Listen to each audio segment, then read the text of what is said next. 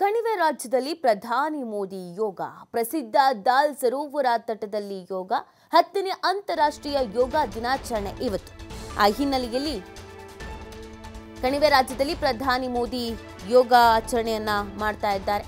ಪ್ರಸಿದ್ಧ ದಾಲ್ ಸರೋವರ ತಟದಲ್ಲಿ ಈ ಯೋಗಾಚರಣೆಯನ್ನ ಮಾಡಲಾಗ್ತಾ ಇದೆ।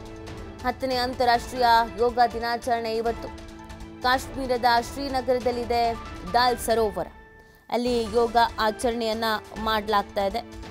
ಇವತ್ತು ದೇಶದಾದ್ಯಂತ ಯೋಗ ದಿನ ಆಚರಣೆಯನ್ನ ಮಾಡಲಾಗ್ತಾ ಇದೆ। ಅದೇ ರೀತಿಯಾಗಿ ನಮ್ಮ ದೇಶದ ಪ್ರಧಾನಿ ನರೇಂದ್ರ ಮೋದಿ ಅವರು ಕೂಡ ಯೋಗ ದಿನವನ್ನ ಆಚರಿಸ್ತಾ ಇದ್ದಾರೆ।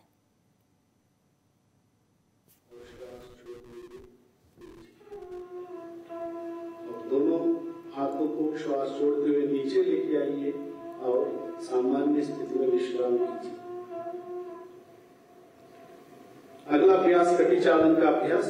दोनों पैरों को कंधों के समान अंतर रखें। दोनों हाथों को सामने से ऊपर कंधों के समान अंतर लेके आइए। हथेलियां के मुख अंदर की तरफ रहे और धीरे धीरे श्वास छोड़ते हुए दाएं तरफ राइट साइड कमर को घुमाइए और धीरे धीरे श्वास छोड़ते हुए सीधा आ जाइए। श्वास छोड़ते हुए सामान्य स्थिति में आइए। इसका अभ्यास विपरीत दिशा में श्वास छोड़ते हुए धीरे धीरे बाएं तरफ घुमाइए और धीरे धीरे श्वास लेते हुए पुनः सामान्य स्थिति में आइए और दोनों हाथों को श्वास छोड़ते हुए नीचे लेके आइए और सामान्य स्थिति में विश्राम कीजिए। अगला अभ्यास घुटने चालन क्रिया। जिन्हें भी घुटने में दर्द है, अर्थराइटिस है, गठिया जैसी शिकायत है, ऐसे व्यक्ति सावधानी के साथ इसका अभ्यास करना है। श्वास भरते हुए दोनों हाथों को सामने से कंधों के समानांतर लेके आइए। हथेलियों का मुख नीचे की तरफ रहे और श्वास छोड़ते हुए बैठ जाइए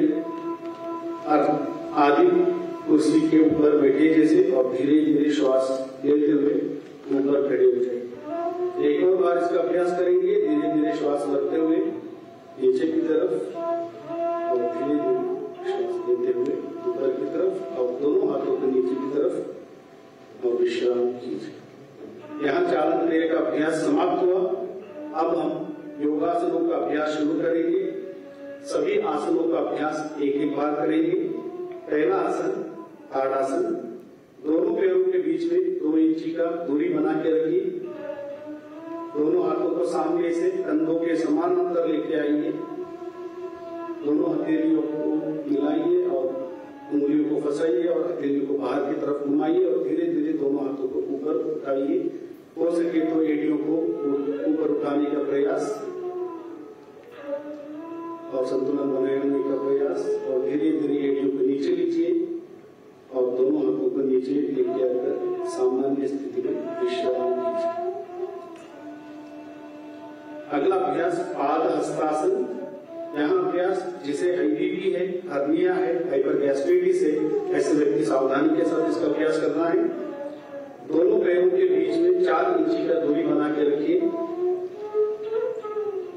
श्वास भरते हुए दोनों हाथों को सामने से सिर के ऊपर लेके जाइए और धीरे धीरे श्वास बाहर छोड़ते हुए कमर से आगे की ओर झुकिए और दोनों हाथों को दोनों पैरों के पंजे के पास रखें या एंकल के पास रखने का प्रयास करें। इस अवस्था में कुछ देर बने रहिए और धीरे धीरे श्वास भरते हुए हाथों को और कमर को ऊपर उठाइए और श्वास छोड़ते हुए दोनों हाथों को सामान्य स्थिति में लेके आइए और विश्राम कीजिए। यहाँ अभ्यास पाचन क्रिया में डाइजेशन मेटाबॉलिज्म को बढ़ाता है, पेट की चर्बी को घटाता है। अगला अभ्यास अर्ध चक्रासन। दोनों हाथों को कमर पर रखें और धीरे धीरे श्वास भरते हुए सिर, गर्दन, छाती को पीछे की तरफ लेके जाइए।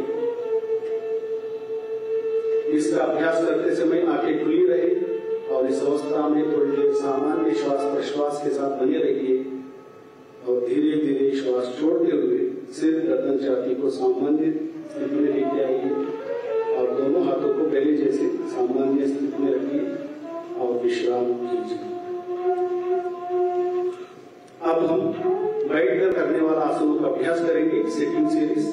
धीरे धीरे अपने मैट पर बैठ जाइए, पैरों को सामने की तरफ सीधा करें, दोनों हाथों को नितंब के पास रखें, गर्दन, कमर, सिर सीधा रखें। इसको दंडासन कहते हैं।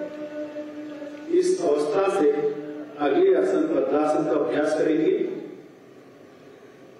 दंडासन की स्थिति से दोनों पैरों को एक साथ मोड़ते हुए दोनों तलवे को मिलाइए और पंजों को दोनों हाथों से पकड़िए।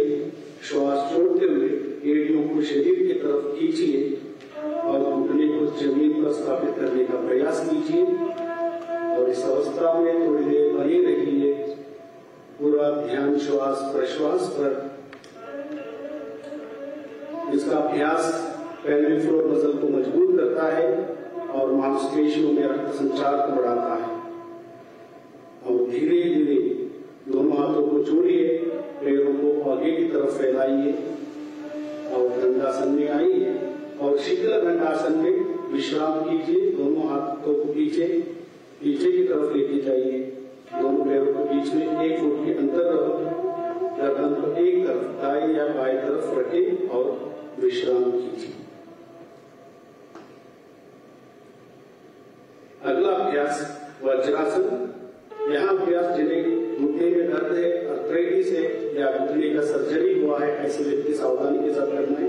शीतल दंडासन से दंडासन में और एक एक पैर को पीछे की तरफ मोड़िए और दंडासन से वज्रासन में आ जाइए। एड़ियां बाहर की तरफ है, घुटने मिले हुए होना है और दोनों एड़ियों के बीच में बैठ जाइए। दोनों हाथों को घुटने पर स्थापित करें और सामान्य श्वास प्रश्वास पर इस अवस्था में थोड़ी देर बने रहिए। यह अभ्यास पेल्विक फ्लोर मसल को मजबूत करता है और मांसपेशियों में रक्त संचार को बढ़ाता है और पाचन क्रिया को भी बढ़ाता है।